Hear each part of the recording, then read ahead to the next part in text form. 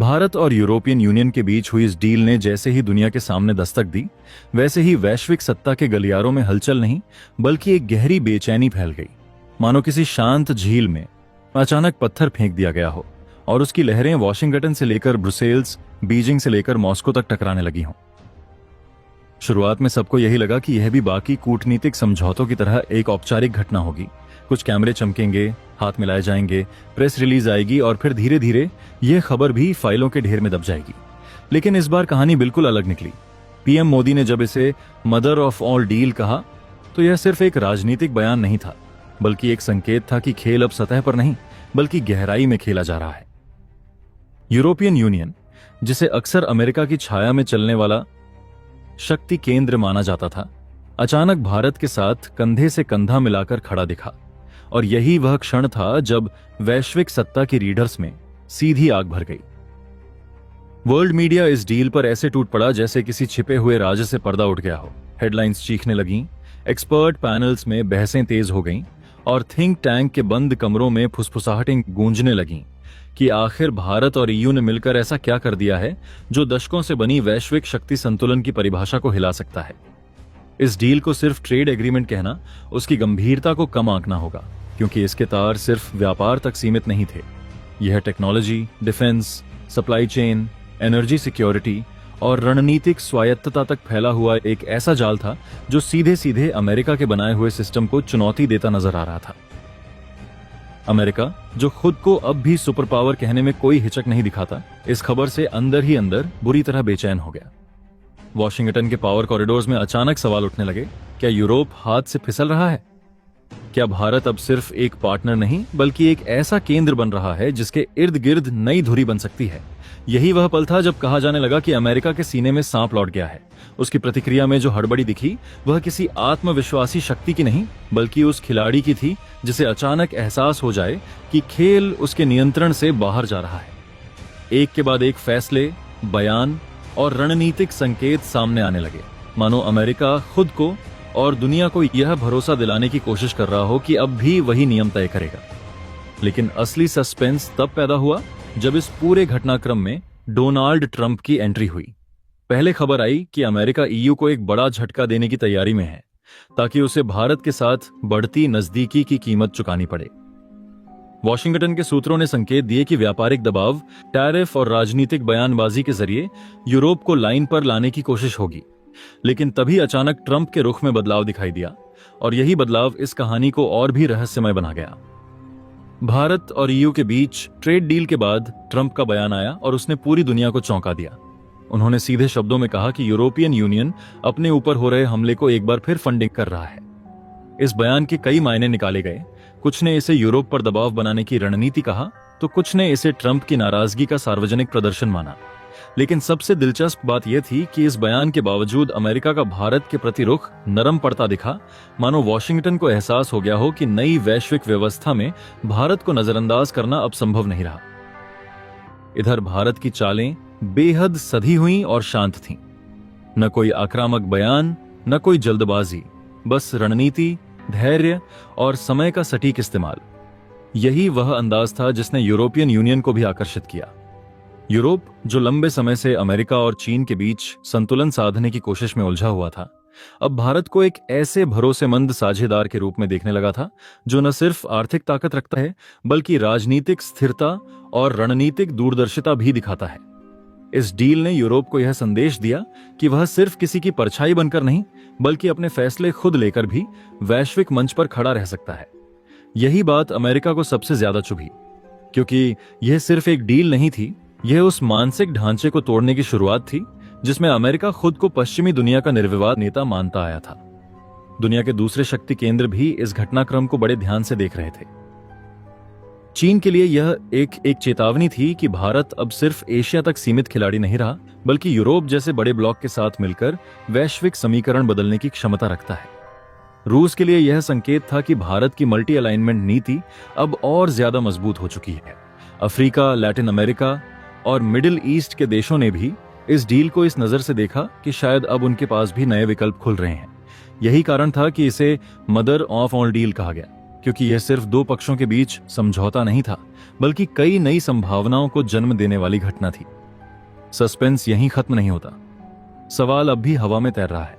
क्या अमेरिका इस बदलते समीकरण को स्वीकार कर पाएगा, या वह इसे रोकने के लिए और आक्रामक कदम उठाएगा? क्या यूरोप इस नई राह पर मजबूती से आगे बढ़ेगा, या दबाव में फिर पुराने ढर्रे पर लौट जाएगा? और सबसे बड़ा सवाल, क्या भारत इस मौके को इतिहास बदलने वाले मोड़ में तब्दील कर पाएगा? फिलहाल इतना तय है कि भारत ईयू डील ने वैश्विक सत्ता की बिसात पर ऐसी चाल चल दी है जिसके बाद खेल पहले जैसा नहीं रहने वाला। कैमरे बंद हो जाएंगे, बयानबाजी थम जाएगी, लेकिन बंद कमरों में चल रही रणनीतियों की आग अब आसानी से ठंडी नहीं होगी, क्योंकि यह सिर्फ एक डील नहीं थी। यह आने वाले समय की पटकथा थी, और उसकी पहली पंक्ति ने ही पूरी दुनिया को बेचैन कर दिया है। जब पूरी दुनिया यूक्रेन, मिडिल ईस्ट और डॉलर की गिरती साख में उलझी हुई थी, ठीक उसी वक्त वॉशिंगटन से निकला डोनाल्ड ट्रंप का वह बयान किसी बिजली की तरह वैश्विक राजनीति के आसमान में कौंधा। लेकिन उस बयान की असली गूंज तब समझ में आई जब पर्दे के पीछे भारत और रूस के बीच हुई उस रहस्यमयी बातचीत की परतें धीरे धीरे खुलनी शुरू हुईं, और उसी क्षण प्रधानमंत्री नरेंद्र मोदी ने राष्ट्र के नाम अपने संबोधन में जिस अरबों डॉलर की डील का जिक्र किया, उसने न केवल नई दिल्ली बल्कि ब्रसेल्स, पेरिस, बर्लिन और वॉशिंगटन तक के पावर कॉरिडोर में खलबली मचा दी, क्योंकि यह कोई सामान्य व्यापारिक समझौता नहीं था, बल्कि एक ऐसी रणनीतिक बिसात बिछाई जा चुकी थी जिसके हर मोहरे का सीधा असर आने वाले दशकों की वैश्विक शक्ति संतुलन पर पड़ने वाला था। मोदी के शब्दों में यह डील भारत तक सीमित नहीं थी, न ही केवल यूरोपियन यूनियन के आर्थिक हितों तक, बल्कि इंडो पैसिफिक रीजन से लेकर अटलांटिक तक फैली उस भू राजनीतिक रेखा को फिर से खींचने वाली थी जिसे दशकों से अमेरिका अपने हितों के अनुसार नियंत्रित करता आया था। और जब उन्होंने 140 करोड़ भारतीयों का धन्यवाद करते हुए यह कहा कि ग्लोबल पावर शिफ्टिंग अब एशिया की ओर हो रही है, तब यह महज एक राजनीतिक बयान नहीं बल्कि एक संकेत था। संकेत उस आने वाले तूफान का जिसमें पुराने महाशक्तियों के आत्मविश्वास की नींव हिलने वाली थी। सबसे पहले उन्होंने टेक्सटाइल और फार्मा इंडस्ट्री का नाम लिया, फिर जेम्स एंड ज्वेलरी सेक्टर का जिक्र आया, लेकिन असली सस्पेंस तब शुरू हुआ जब उन्होंने सीक्रेट मीट शब्द का इस्तेमाल किया, क्योंकि इसी एक शब्द ने पूरी दुनिया के थिंक टैंकों, खुफिया एजेंसियों और डिफेंस एनालिस्ट्स को बेचैन कर दिया। और जैसे जैसे खबरें छनकर बाहर आने लगीं, यह साफ होने लगा कि भारत और यूरोपियन यूनियन के रक्षा मंत्रालयों के बीच हुई यह डील केवल सप्लाई चेन या को प्रोडक्शन तक सीमित नहीं है, बल्कि इसमें हथियार प्रणालियों से लेकर दुनिया के सबसे एडवांस्ड 5th और 6th जनरेशन फाइटर जेट इंजनों तक की बातचीत शामिल है। और यहीं से कहानी में वह मोड़ आया जिसने अमेरिका की रणनीतिक नींद उड़ा दी, क्योंकि इसी डील के केंद्र में भारत का सबसे महत्वाकांक्षी प्रोजेक्ट AMCA था। वह स्वदेशी स्टेल्थ फाइटर जेट जिसे अब तक अमेरिका अपनी टेक्नोलॉजी कंट्रोल पॉलिसी के जरिए अप्रत्यक्ष रूप से सीमित रखने की कोशिश करता रहा था। लेकिन यूरोप के साथ हुई इस बातचीत में इंजन टेक्नोलॉजी, मटेरियल साइंस और एवियोनिक्स पर जिस स्तर की सहमति बनी, उसने वॉशिंगटन को यह सोचने पर मजबूर कर दिया कि अगर भारत ने यह छलांग लगा ली तो एशिया पैसिफिक में अमेरिकी एयर डोमिनेंस को पहली बार गंभीर चुनौती मिलने वाली है। और फिर वह क्षण आया जिसने इस पूरे घटनाक्रम को किसी थ्रिलर फिल्म में बदल दिया। अचानक भारत में अमेरिकी विमानों का उतरना, अचानक उन राजनयिकों का भेजा जाना जिन्हें ट्रंप केवल सबसे कठिन और सबसे खतरनाक डीलों के लिए इस्तेमाल करते हैं। और जैसे ही वे भारत की धरती पर उतरे, उनका सीधे रायसीना हिल्स की ओर बढ़ना, बिना किसी औपचारिकता, बिना किसी सार्वजनिक बयान के, मानो समय उनके हाथ से फिसल रहा हो। यह सब इस बात का संकेत था कि मामला अब सामान्य कूटनीति का नहीं रह गया था। वॉशिंगटन को सबसे बड़ा झटका इस बात से लगा कि भारत अब वह देश नहीं रहा जो किसी एक ध्रुव की रणनीति पर चलता हो। वह भारत जिसे वर्षों तक रणनीतिक साझेदारी के नाम पर सीमित विकल्पों में बांधे रखने की कोशिश की गई, अब अपने हितों को केंद्र में रखकर फैसले ले रहा था। और इससे भी बड़ा झटका यह था कि यूरोपियन यूनियन, जिसे लंबे समय से अमेरिका का स्वाभाविक सहयोगी माना जाता रहा, अब खुलकर एक स्वतंत्र शक्ति की तरह खड़ा दिखाई दे रहा था, मानो उसने यह तय कर लिया हो कि आने वाली दुनिया में उसकी भूमिका केवल अमेरिका की छाया में रहने की नहीं, बल्कि भारत जैसे उभरते केंद्रों के साथ मिलकर नई व्यवस्था गढ़ने की है। ट्रंप के करीबी हलकों में यह चर्चा तेज हो गई कि अगर यह ट्रेंड जारी रहा तो डॉलर केंद्रित वैश्विक व्यवस्था, नाटो केंद्रित सुरक्षा ढांचा और अमेरिका की टेक्नोलॉजी मोनोपोली तीनों एक साथ दबाव में आ सकते हैं। और यही कारण था कि ट्रंप का वह बयान केवल बयान नहीं, बल्कि एक चेतावनी, एक बेचैनी और एक डर की अभिव्यक्ति था। भारत रूस की पृष्ठभूमि में हुई उस सीक्रेट डील ने इस पूरी कहानी में एक और परत जोड़ दी, क्योंकि इससे यह संकेत मिला कि भारत अब केवल पश्चिम और पूर्व के बीच संतुलन साधने वाला देश नहीं, बल्कि एक ऐसा केंद्र बनता जा रहा है जहां से नई गठबंधनों की धुरी तय होगी। और यही वह बिंदु था जहां से पूरी दुनिया को यह एहसास होने लगा कि ग्लोबल पावर शिफ्टिंग कोई भविष्य की संभावना नहीं, बल्कि वर्तमान की सच्चाई बन चुकी है। एक ऐसी सच्चाई जिसमें एशिया केवल बाजार नहीं, बल्कि निर्णय लेने वाला केंद्र बनने जा रहा है। और इस बदलाव की आहट से सबसे ज्यादा बेचैन वही ताकतें हैं जिन्होंने दशकों तक दुनिया को एकतरफा नियमों से चलाया था, क्योंकि अब खेल बदल चुका है, मोहरे नए हैं और शतरंज की बिसात पर चालें नई दिल्ली, ब्रसेल्स और मॉस्को के बीच कहीं तय हो रही हैं। जबकि वॉशिंगटन पहली बार यह सोचने पर मजबूर है कि क्या वह इस नई दुनिया में भी वही स्थान बनाए रख पाएगा, या फिर इतिहास के किसी मोड़ पर खड़ा होकर केवल बदलते वक्त को देखता रह जाएगा। असल में इस वक्त जो तस्वीर उभरकर सामने आ रही है, वह सिर्फ एक कूटनीतिक मुलाकात या औपचारिक फोन कॉल की कहानी नहीं है, बल्कि यह उस वैश्विक शक्ति संतुलन के खिसकने का संकेत है जिसे अमेरिका दशकों से अपने हाथ में थामे हुए था। अचानक से अमेरिकी प्रतिनिधिमंडल का भारत पहुंचना, वह भी ऐसे समय में जब यूरोपियन यूनियन और भारत के बीच रणनीतिक, आर्थिक और तकनीकी साझेदारी को लेकर गहन बातचीत अपने निर्णायक मोड़ पर थी, अपने आप में एक बड़ा संकेत है। दुनिया ने देखा कि गणतंत्र दिवस पर यूरोपियन यूनियन की मौजूदगी को पहले एक सामान्य राजनयिक परंपरा मानकर हल्के में लिया गया, लेकिन पर्दे के पीछे जो चल रहा था वह कहीं ज्यादा गहरा और दूरगामी था। भारत और ईयू के बीच यह बातचीत केवल व्यापार या निवेश तक सीमित नहीं थी, बल्कि यह आपूर्ति श्रृंखलाओं, रक्षा सहयोग, तकनीक ट्रांसफर, डिजिटल सॉवरेनिटी और डॉलर आधारित वैश्विक व्यवस्था से इतर विकल्पों पर भी केंद्रित थी। यही वह बिंदु था जहां अमेरिका को पहली बार यह एहसास हुआ कि भारत अब सिर्फ संतुलन साधने वाला देश नहीं रहा, बल्कि अपने विकल्प खुद गढ़ने की स्थिति में आ चुका है। इसी बेचैनी के बीच अमेरिकी प्रतिनिधिमंडल की दिल्ली में अचानक लैंडिंग होती है और लगभग उसी समय अमेरिकी राष्ट्रपति डोनाल्ड ट्रंप का प्रधानमंत्री नरेंद्र मोदी को फोन जाना कई सवाल खड़े करता है।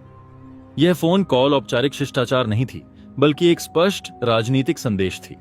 एक ऐसा संदेश जिसमें चिंता, दबाव और नियंत्रण खोने की आशंका साफ झलकती है। सूत्रों के मुताबिक बातचीत के दौरान ट्रंप ने भारत की रणनीतिक स्वतंत्रता को लेकर सवाल उठाए, वहीं पीएम मोदी ने बेहद संयमित लेकिन दृढ़ शब्दों में यह साफ कर दिया कि भारत अब किसी एक ध्रुव की परछाई में चलने वाला देश नहीं है। पीएम मोदी का रुख इस बार पहले से कहीं ज्यादा स्पष्ट और सार्वजनिक था। भारत अपने राष्ट्रीय हितों के आधार पर फैसले करेगा, न कि किसी वैश्विक शक्ति की असहजता को देखकर। यही वह क्षण था जब यह बात पूरी दुनिया के सामने आई कि भारत ईयू डील किसी कागज पर साइन किया गया समझौता भर नहीं है, बल्कि ये उस वैकल्पिक वैश्विक ढांचे की नींव है जिसमें अमेरिका का एकाधिकार स्वतः कमजोर पड़ता है। इस घटनाक्रम का असर वॉशिंगटन में सबसे पहले दिखा, जहां राजनीतिक और रणनीतिक हलकों में हलचल मच गई। अमेरिकी मीडिया में भारत को लेकर सुर बदलने लगे, थिंक टैंकों में आपात बैठकें हुईं और ट्रंप की बौखलाहट सार्वजनिक बयानों तक में झलकने लगी। दरअसल अमेरिका को यह डर सता रहा है कि अगर भारत और यूरोप की यह नजदीकी आगे बढ़ती है तो न सिर्फ वैश्विक व्यापार संतुलन बदलेगा, बल्कि डॉलर, प्रतिबंधों और सैन्य गठबंधनों के जरिए दबाव बनाने की अमेरिकी रणनीति भी कमजोर पड़ जाएगी। भारत ने इस पूरे घटनाक्रम में न तो आक्रामकता दिखाई और न ही कोई जल्दबाजी, लेकिन उसका संदेश बेहद साफ था। नई दुनिया में भारत केवल दर्शक नहीं, बल्कि नियम लिखने वालों में शामिल होना चाहता है। यही कारण है कि यह खबर सामने आते ही पूरी दुनिया चौंक गई, क्योंकि यह किसी एक बैठक या फोन कॉल की कहानी नहीं थी, बल्कि उस बदलाव की आहट थी जहां शक्ति का केंद्र धीरे धीरे एकतरफा नहीं रह गया है। अमेरिका की दशकों पुरानी वैश्विक पकड़ को यह सीधी चुनौती भले ही बिना किसी औपचारिक ऐलान के दी गई हो, लेकिन इसके असर की गूंज वॉशिंगटन से लेकर ब्रुसेल्स, बीजिंग और मॉस्को तक साफ सुनाई दे रही है। सूत्रों के मुताबिक जैसे ही यह डील सार्वजनिक हुई, व्हाइट हाउस के गलियारों में माहौल पूरी तरह बदल गया। वह आत्मविश्वास जो वर्षों से इंडो पैसिफिक में अमेरिकी वर्चस्व की पहचान रहा था, अचानक असहज खामोशी में बदलने लगा। बिना ट्रंप के पारंपरिक कूटनीतिक लिहाज के यूरोपियन यूनियन को सीधे और तीखे शब्दों में चेतावनी दे दी गई। ट्रंप का संदेश साफ था, यूरोप अब ऐसे देश के साथ फंडिंग और रणनीतिक साझेदारी की राह पर बढ़ चुका है जो अपने ही पारंपरिक साझेदारों के हितों को चुनौती दे रहा है। यह सिर्फ एक नाराज प्रतिक्रिया नहीं थी, बल्कि उस बदलते भू राजनीतिक यथार्थ की स्वीकारोक्ति थी जिसमें अमेरिका यह महसूस कर रहा था कि शक्ति का केंद्र धीरे धीरे उसके हाथों से फिसल रहा है। इसी क्रम में ट्रंप ने ग्रीनलैंड का मुद्दा उछालकर यूरोपियन यूनियन को एक और परोक्ष धमकी दी, यह संकेत देते हुए कि अगर भारत के साथ इस स्तर की डील को आगे बढ़ाया गया तो यूरोप को ग्रीनलैंड जैसे संवेदनशील भू रणनीतिक क्षेत्रों में अपने हितों की कीमत चुकानी पड़ सकती है। यह कोई सामान्य बयान नहीं था, यह उस डर की आवाज थी जो तब पैदा होता है जब कोई महाशक्ति खुलकर यह महसूस करने लगती है कि वैश्विक व्यवस्था में उसका एकाधिकार अब सवालों के घेरे में है।